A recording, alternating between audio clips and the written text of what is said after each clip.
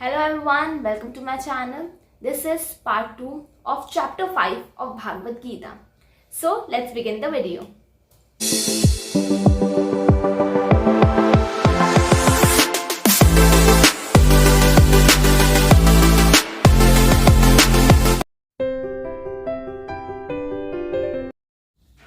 अब श्री कृष्ण अपनी बात को आगे बढ़ाते हुए कहते हैं कि यदि कोई व्यक्ति यज्ञ रूपी कर्म करता है तो यज्ञ में दी हुई आहुति भी ब्रह्म है, यज्ञ की अग्नि भी ब्रह्म है और यजमान भी ब्रह्म है और यज्ञ का फल भी ब्रह्म है।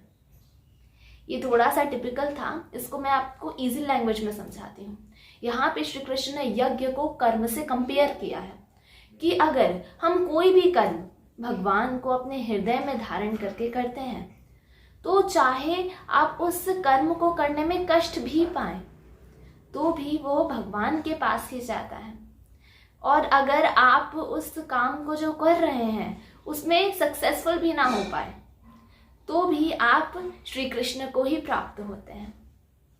जब हम ब्रह्म को या फिर श्री कृष्ण को अपने हृदय में धारण करते हैं तो जो भी कष्ट, कोई भी पीड़ा या फिर कोई भी सामग्री जो उस कर्म को करने में लग रही है वो सब पुण्य का कारण बनती है।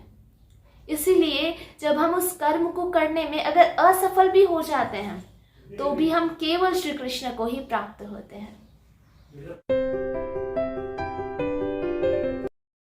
अब श्री कृष्ण सकाम कर्म करने वाले व्यक्ति के बीच और अकर्ता के बीच एक और डिफरेंस बताते हैं कि जो व्यक्ति सकाम कर्म करता है वह अपनी सारी इच्छाओं की वशीभूत होकर कोई भी काम करता है कि मुझे ये चीज़ प्राप्त करनी है इसीलिए मैं ये कर्म कर रहा हूँ। तो जब उसका एम उसको प्राप्त नहीं हो पाता है, जब उसके सारी कोशिशें विफल हो जाती है तो वो बहुत ज़्यादा दुख में पड़ जाता है। और ऐसे व्यक्ति को अभिमान भी जल्दी होता है, लालच भी जल्दी होता है और दुख भी जल्दी होता है और साथ साथ खुशी भी बहुत जल्दी होती है। तो ऐसे व्यक्ति के मन में स्टेबिलिटी नहीं रहती और अगर स्टेबिलिटी नहीं होगी तो शांति नहीं होगी और शांति जब तक आपके मन या मस्तिष्क में नहीं आएगी तब तक आप अपने कोई भी काम को अच्छे से नहीं कर सकते। और जबकि श्री कृष्ण अकर्ता के बारे में यह बताते हैं कि वह फल के बारे में सोचता ही नहीं है, उसका मेन फोकस केवल इसी पे होता है कि उसे क्या करना है, उसको क्या मिलेगा उस पर वो ज़्यादा ध्यान नहीं देता। उसको बस ये फोकस होता है कि उसको करना क्या है। तो ये था अकर्म और सकर्म के बीच का difference. So let's move to the next line. अब श्री कृष्ण सुख के ऐसे परम मंत्र को बता रहे हैं कि एक बार इसको हम लागू कर लें तो हमें कोई भी किसी भी प्रकार का दुख परेशान नहीं कर सकता।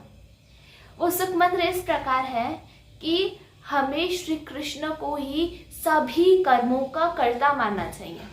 हमें ये नहीं सोचना चाहिए कि कोई भी कर्म जो हम कर रहे हैं वो हम कर रहे हैं।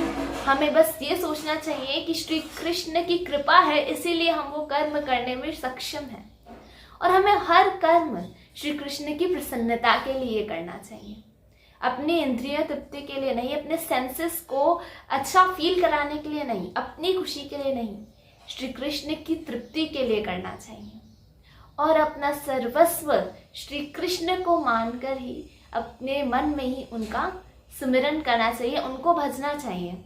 कोई भी काम करते समय केवल मन में श्री कृष्ण का ही ध्यान होना चाहिए।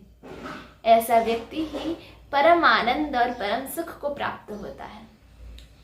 So this is it for this video. We will meet in the 6th chapter of Bhagavad Gita. जय श्री राम, जय हिंद।